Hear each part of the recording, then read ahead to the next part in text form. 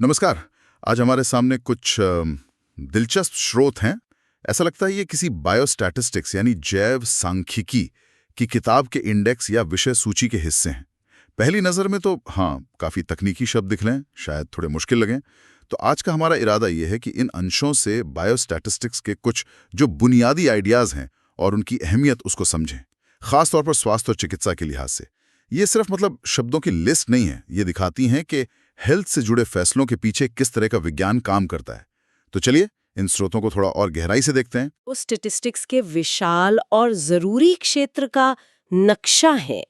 ये हमें दिखाती हैं कि कैसे स्वास्थ्य से जुड़े आंकड़ों को मतलब डेटा को इकट्ठा करने से लेकर उनके विश्लेषण तक का सफर तय होता है और फिर कैसे उन विश्लेषणों के आधार पर महत्वपूर्ण स्वास्थ्य संबंधी निर्णय लिए जाते हैं। हम देखेंगे कि ये आंकड़े, ये नंबर्स स्वास्थ्य सेवाओं और रिसर्च को किस तरह दिशा देते हैं, उन्हें एक आधार देते हैं। तो सबसे पहले यहीं से शुरू करते हैं। ये बायोस्टैटिस्टिक्स आखिर है क्या चीज? जैसा कि इन अंशों में इशारा मिल रहा है, ये सिर्फ नंबरों का हिसाब किताब नहीं है, बल्कि एक व्यवस्थित विज्ञान है और इसके कई उपयोग हैं। हाँ, ये महत्वपूर्ण है। स्रोत इसके कई अहम अनुप्रयोगों की तरफ इशारा करते हैं, जैसे फिजियोलॉजी मतलब शरीर क्रिया विज्ञान और एनाटॉमी शरीर रचना विज्ञान इनको समझने में। फिर फार्माकोलॉजी यानी औषधि विज्ञान दवाओं का असर कैसा हो रहा है उसका अध्ययन करने में। और सामान्य रूप से मेडिसिन चिकित्सा क्षेत्र में तो है ही, और खास तौर पे जैसा कि लिस्ट दिखाती है, कम्युनिटी मेडिसिन सामुदायिक चिकित्सा और पब्लिक हेल्थ सार्वजनिक स्वास्थ्य, इसमें तो इसकी भूमिका एकदम केंद्रीय है। असल में बायोस्टैटिस्टिक्स हमें हेल्थ डेटा को एक वैज्ञानिक नजरिए से देखने, समझने और हाँ इस्तेमाल करने के तरीके सिखाती है। इंडेक्स में नोटेशन यानी संकेतों और कॉमन स्टैटिस्टिकल टर्म्स सामान्य सांख्यिकीय शब्दों का जिक्र भी है, जो इस विषय की भाषा के क्या कहते हैं मूल तत्व हैं। अच्छा, तो हर कहानी की तरह ये भी डेटा मतलब आंकड़ों से शुरू होती है। इन अंशों के मुताबिक डेटा मुख्य रूप से दो तरह का हो सकता है, क्वालिटेटिव या गुणात्मक, जिसे शायद डिस्क्रीट या असतत भी कहते हैं। हाँ, और दूसरा क्वांटिटेटिव या मात्रात्मक, जिसे कंटिन्यूअस या सतत डेटा कहते हैं। अच्छा, और इसे इकट्ठा करने के तरीके भी यहाँ लिस्ट में हैं, जैसे सर्वे या सर्वेक्षण, रिकॉर्ड्स यानी अभिलेख, या फिर एक्सपेरिमेंट्स यानी प्रयोग। निकाला जा सके, यहीं पे वो डेटा विजुअलाइजेशन काम आता है। स्रोत बताते हैं कि डेटा किस किस्म का है, उसी आधार पर उसे दिखाने के सही तरीके चुने जाते हैं। जैसे अगर डेटा क्वालिटेटिव है यानी श्रेणियों या गुणों वाला, तो लिस्ट के अनुसार बार डायग्राम का इस्तेमाल हो सकता है। ये सरल, मल्टीपल या प्रोपोर्शनल हो सकते हैं। ये तुलना करने में काफ़ी अच्छे होते हैं। पाई चार्ट या सेक्टर डायग्राम वो हिस्सेदारी दिखाने के लिए बेहतरीन है, कुल में से किसका कितना हिस्सा है। पिक्टोग्राम यानी चित्र आरेख और मैप डायग्राम या स्पॉट मैप, ये भी क्वालिटेटिव जानकारी दिखाने के तरीके हैं, खासकर अगर भौगोलिक वितरण दिखाना हो। वहीं अगर डेटा क्वांटिटेटिव है मतलब संख्याओं वाला, तो index, histogram, frequency polygon, frequency curve और लाइन चार्ट या ग्राफ का जिक्र करता है। हिस्टोग्राम हमें डेटा के वितरण का आकार दिखाता है ना, हाँ, जबकि लाइन चार्ट समय के साथ बदलाव दिखाने के लिए उपयोगी है। स्कैटर या जिसे XY डायग्राम कहते हैं, वो दो मात्रात्मक चीजों के बीच कोई रिश्ता है या नहीं, ये देखने में मदद करता है। लिस्ट में ओजाइव या क्यूमुलेटिव फ्रीक्वेंसी डायग्राम भी है। ये बताता है कि कितने आंकड़े एक निश्चित मान से कम या ज्यादा हैं। ये सारे तरीके हमें डेटा के अंदर छिपे पैटर्न और रुझानों को पकड़ने में मदद करते हैं। ये दिलचस्प है कि आंकड़ों को दिखाने का सही तरीका चुनना कितना जरूरी है। सिर्फ नंबर इकट्ठे कर लेना ही काफी नहीं है, उन्हें किस तरह पेश किया जा रहा है, इससे उनकी कहानी बिल्कुल बदल सकती है। अब आंकड़े आ गए, उन्हें दिखा भी दिया, पर इतने सारे आंकड़ों को संक्षेप में कैसे बताएं? इंडेक्स में मेजर्स ऑफ सेंट्रल टेंडेंसी का जिक्र है। इसमें मीन यानी औसत, मीडियन यानी माध्यिका और मोड यानी बहुलक शामिल हैं। ये शायद आंकड़ों के केंद्र या क्या कहते हैं, झुकाव को बताते हैं। आपने सही समझा। ये माप हमें डेटा का एक प्रतिनिधि मान देते हैं। मीन तो हो गया गणितीय औसत, मीडियन हुआ ठीक बीच वाला मान जब आंकड़ों को क्रम में लगाया जाए, और मोड वो मान जो सबसे ज्यादा बार आया हो, ये हमें डेटा के सेंट्रल पॉइंट का अंदाजा देते हैं। लेकिन कहानी यहीं खत्म नहीं होती। सिर्फ केंद्र जानना मतलब अधूरा है।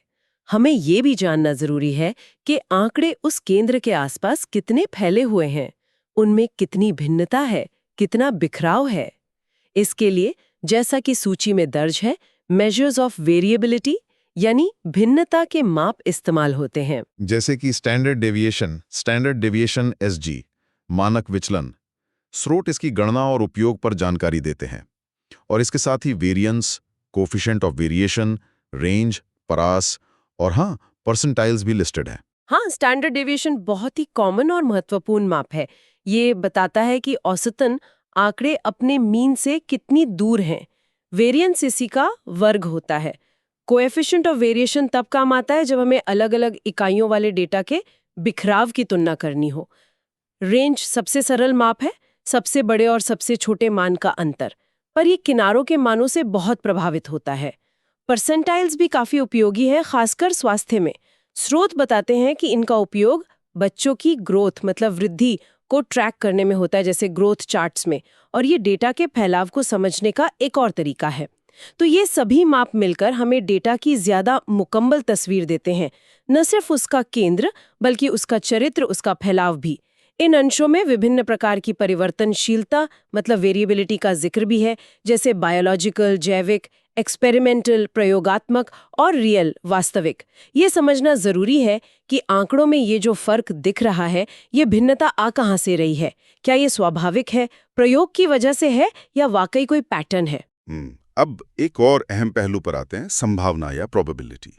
इंडेक्स में इसके नियमों का उल्लेख है, जैसे एडिशन लॉ और मल्टीप्लिकेशन लॉ, और कुछ खास तरह के वितरण भी हैं, जैसे बाइनोमियल डिस्ट्रीब्यूशन और नॉर्मल कर्व या नॉर्मल डिस्ट्रीब्यूशन।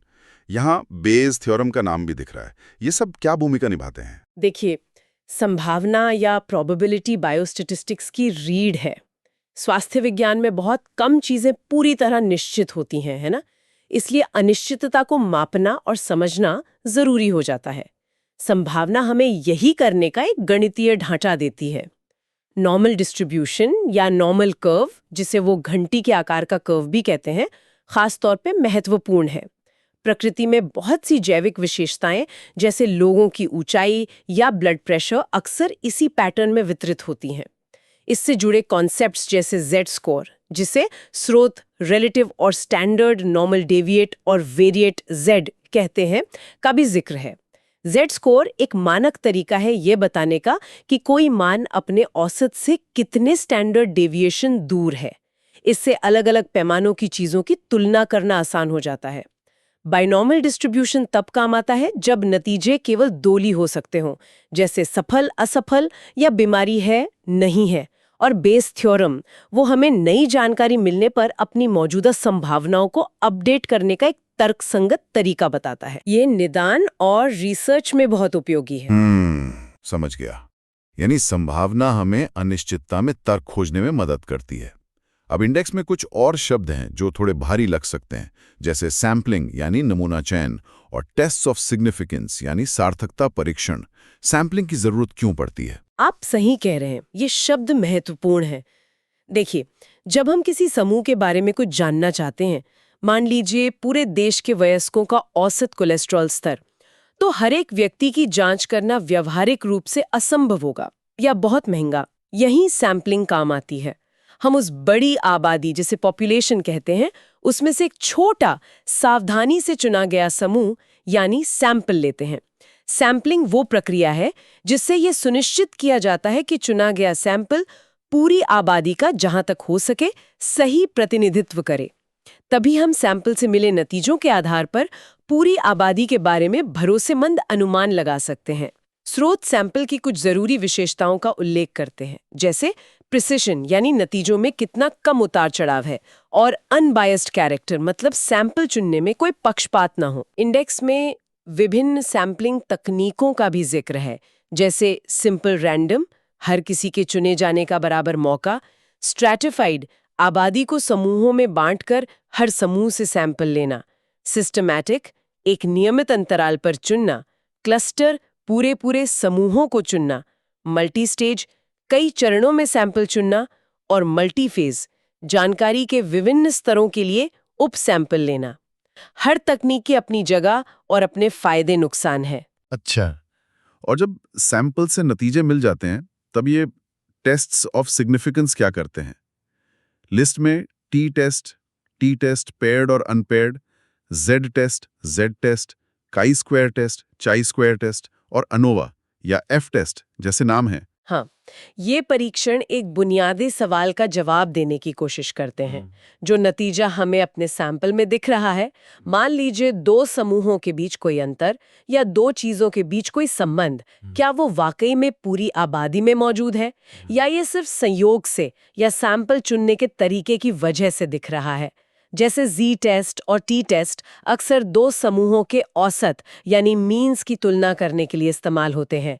जैसे क्या नई दवा पुराने इलाज से बेहतर काम कर रही है? पेयर टी टेस्ट तब लगता है जब एक ही समूह पर दो स्थितियों में माप लिए गए हों, जैसे इलाज से पहले और बाद में, जबकि अनपेयर्ड टी टेस्ट दो स्वतंत्र समूहों की तुलना करता है। काई स्क्वायर टेस्ट का उपयोग, जैसा कि इंडेक्स बताता है, ये जांचने के लिए होता है कि क्या दो गुणात्मक चीजों के बीच कोई संबंध मतलब एसोसिएशन है, जैसे क्या धूम्रपान और किसी खास बीमारी में संबंध है, या ये देखने के लिए कि क्या हमारा डेटा किसी अपेक्षित पैटर्न गुडनेस ऑफ फिट से मेल खाता है, या फिर विभिन्न समूहों में किसी चीज के अनुपात प्रोपोर्शंस की तुलना करने के लिए। और एनोवा यानी एनालिसिस ऑफ वेरिएंस या एफ टेस्ट वो तब काम आता है जब हमें दो से ज्यादा समूहों के औसत की तुलना करनी हो, जैसे क्या 3 अलग-अलग डाइट का वजन पर अलग-अलग असर पड़ रहा है। इंडेक्स में डिग्रीज ऑफ फ्रीडम का भी जिक्र है। ये इन परीक्षणों के गणितीय आधार का हिस्सा है और नतीजों की सही व्याख्या करने में मदद करता है। अच्छा, तो ये परीक्षण हमें सबूत की ताकत का अंदाजा लगाने में मदद करते हैं। ये समझना बहुत जरूरी है कि नतीजों पर कितना भरोसा किया जाए।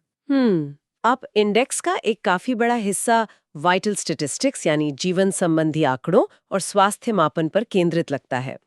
इसमें मृत्यु दर, मोर्टेलिटी, रुग्णता दर, मॉर्बिडिटी और जन्म दर, फर्टिलिटी जैसे शब्द प्रमुख दिख रहे हैं। बिल्कुल, ये सार्वजनिक स्वास्थ्य की निगरानी और योजना के लिए बेहद जरूरी संकेतक हैं। ये हमें किसी आबादी के स्वास्थ्य की स्थिति कैसी है, उसमें समय के साथ क्या बदलाव हो रहे हैं और स्वास्थ्य सेवाओं की जरूरतें क्या हैं, इसके बारे में बताते हैं। मोर्टेलिटी यानी मृत्यु दर के तहत स्रोत कई अहम मापों का जिक्र करते हैं। क्रूड डेथ रेट एक सामान्य तस्वीर देता है आबादी में प्रति 1000 लोगों पर कुल मौतें, लेकिन ये भ्रामक हो सकता है अगर दो आबादियों की उम्र संरचना बहुत अलग हो। इसीलिए स्पेसिफिक डेथ रेट्स मतलब किसी खास उम्र, लिंग या बीमारी के लिए, और स्टैंडर्डाइज्ड डेथ रेट्स उम्र के प्रभाव को हटाकर तुलना करने के लिए ज्यादा उपयोगी होते हैं। केस फैटेलिटी रेट CFR बताता है कि किसी खास बीमारी से पीड़ित लोगों में से कितने प्रतिशत की मृत्यु हो जाती है। ये बीमारी कितनी गंभीर है, इसका सूचक है। और लाइफ टेबल ये एक जटिल पर शक्तिशाली तरीका है जो जीवन प्रत्याशा, लाइफ एक्सपेक्टेंसी और अलग-अलग उम्र में जीवित रहने की संभावनाओं को दर्शाता है। मॉर्बिडिटी यानी रुग्णता दर वो बीमारी के बोझ को मापती है। इसमें दो मुख्य माप हैं। इंसिडेंस रेट्स जो एक निश्चित अवधि में बीमारी के नए मामलों की दर बताते हैं। ये दिखाता है कि बीमारी कितनी तेजी से फैल रही है। और प्रीवैलेंस रेट्स जो किसी समय विशेष पर आबादी में बीमारी के कुल मौजूदा मामलों, नए और पुराने दोनों, की संख्या या दर बताते हैं। ये बीमारी के कुल बोझ को दर्शाता है। फर्टिलिटी यानी जन्म दर या प्रजनन दर ये जनसंख्या के बदलावों को समझने के लिए जरूरी है। स्रोत क्रूड बर्थ रेट प्रति 1000 आबादी पर जीवित जन्म, फर्टिलिटी रेट बच्चा पैदा करने योग्य महिलाओं में जन्म दर, रिप्रोडक्शन रेट पीढ़ी दर पीढ़ी जनसंख्या बदलने की दर, और जन्म के समय लिंगानुपात जैसे मापों का उल्लेख करते हैं। ये सारे महत्वपूर्ण आंकड़े हैं, पर ये आते कहाँ से हैं? इनका स्रोत क्या है? इंडेक्स में पॉपुलेशन सेंसस यानी जनगणना और सैंपल रजिस्ट्रेशन सिस्टम जिसे SRS का जिक्र है। हाँ, ये डेटा संग्रह के कुछ प्रमुख राष्ट्रीय तंत्र हैं। जनगणना जो आमतौर पर हर 10 साल में होती है, वो पूरी आबादी की सामाजिक, आर्थिक और जनसांख्यिकीय जानकारी का सबसे बड़ा स्रोत है। ये स्वास्थ्य योजना के लिए आधार प्रदान करता है। सैंपल रजिस्ट्रेशन सिस्टम यानी SRS ये खास तौर पर जन्म और मृत्यु दर के विश्वसनीय और निरंतर अनुमान प्रदान करने के लिए बनाया गया एक नमूना सर्वेक्षण प्रणाली है। भारत जैसे देशों में ये बहुत महत्वपूर्ण है। इनके अलावा स्वास्थ्य विभागों के नियमित रिकॉर्ड, अस्पतालों और स्वास्थ्य संस्थानों के आंकड़े और खास स्वास्थ्य सर्वेक्षण भी बीमारियों, मौतों और स्वास्थ्य सेवाओं के उपयोग पर अहम डेटा मुहैया कराते हैं। WHO जैसी अंतर्राष्ट्रीय संस्थाएं भी वैश्विक स्वास्थ्य डेटा एकत्र करती हैं और उसे मानकीकृत करती हैं। अच्छा, इंडेक्स में कुछ और तकनीकें भी लिस्टेड हैं, जैसे कोरिलेशन और रिग्रेशन। ये क्या समझने में मदद करते हैं? ये दोनों तरीके तब काम आते हैं जब हम दो मात्रात्मक चरों मतलब वेरिएबल्स के बीच के रिश्ते को समझना चाहते हैं। कोरिलेशन हमें बताता है कि क्या दो चर एक साथ बदलते हैं, कितना मजबूती से बदलते हैं और किस दिशा में बदलते हैं। मतलब क्या एक के बढ़ने पर दूसरा भी बढ़ता है, ये हुआ पॉजिटिव कोरिलेशन, या एक के बढ़ने पर दूसरा घटता है, ये हुआ नेगेटिव कोरिलेशन। स्रोत विभिन्न प्रकार के कोरिलेशन का उल्लेख करते हैं, जैसे परफेक्ट यानी पूर्ण या मॉडरेट यानी मध्यम। कोरिलेशन सिर्फ संबंध बताता है, कारण नहीं बताता, ये ध्यान रखना जरूरी है। रिग्रेशन इससे एक कदम आगे है। अगर हमें लगता है कि एक चर, जिसे स्वतंत्र चर कहते हैं, दूसरे चर यानी आश्रित चर को प्रभावित करता है, तो रिग्रेशन हमें उस संबंध का एक गणितीय मॉडल बनाने में मदद करता है और फिर एक चर के मान के आधार पर दूसरे के मान का अनुमान या भविष्यवाणी करने में भी मदद करता है। स्रोत लीनियर रिग्रेशन का उल्लेख करते हैं, जो सबसे सरल प्रकार है जहां संबंध को एक सीधी रेखा माना जाता है। स्टैंडर्ड एरर ऑफ एस्टिमेट ये बताता है कि हमारे रिग्रेशन मॉडल द्वारा किए गए अनुमान औसतन कितने सटीक हैं। और अंत में दो और चीजों का जिक्र है, इंटरनेशनल क्लासिफिकेशन ऑफ डिजीज यानी ICD और कंप्यूटर एप्लीकेशन जिसमें SPSS मैनुअल का जिक्र है। इनकी क्या अहमियत है? इंटरनेशनल क्लासिफिकेशन ऑफ डिजीज यानी ICD ये विश्व स्वास्थ्य संगठन यानी WHO द्वारा बनाई गई बीमारियों, लक्षणों और स्वास्थ्य संबंधी समस्याओं को कोड देने की एक वैश्विक मानक प्रणाली है। इसका मकसद ये सुनिश्चित करना है कि दुनिया भर में स्वास्थ्य डेटा को एक समान तरीके से दर्ज किया जाए, रिपोर्ट किया जाए और उसकी तुलना की जा सके। जब डॉक्टर किसी मरीज का निदान करते हैं या मृत्यु प्रमाण पत्र भरते हैं, तो वे अक्सर ICD कोड का उपयोग करते हैं। इससे राष्ट्रीय और अंतर्राष्ट्रीय स्तर पर स्वास्थ्य के रुझानों की निगरानी करना संभव हो पाता है।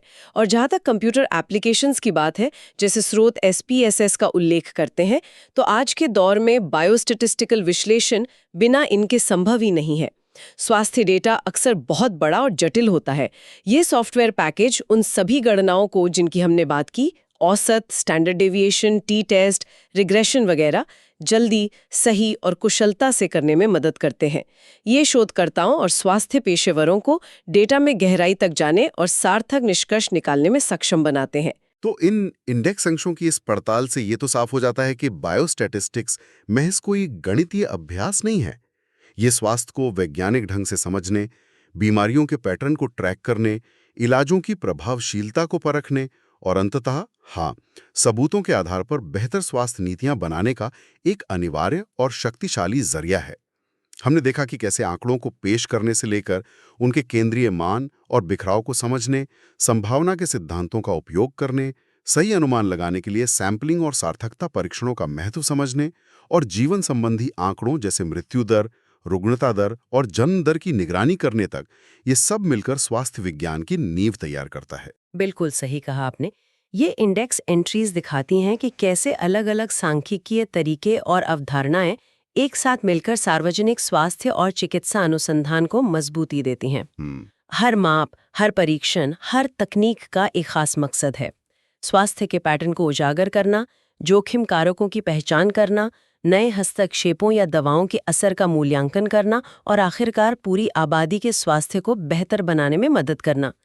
ये आंकड़े ही हमें बताते हैं कि ज़मीनी हकीकत क्या है, कौन से स्वास्थ्य मुद्दे ज़्यादा गंभीर हैं और हमारे प्रयास कितने सफल हो रहे हैं। और जाते जाते एक सवाल सोचने के लिए छोड़ जाते हैं। ये आंकड़े, ये विश्लेषण हमें स्वास्थ्य की एक बेहद ज़रूरी संख्यात्मक तस्वीर दिखाते हैं, इसमें कोई शक नहीं। लेकिन क्या ये हमेशा पूरी कहानी कह पाते हैं?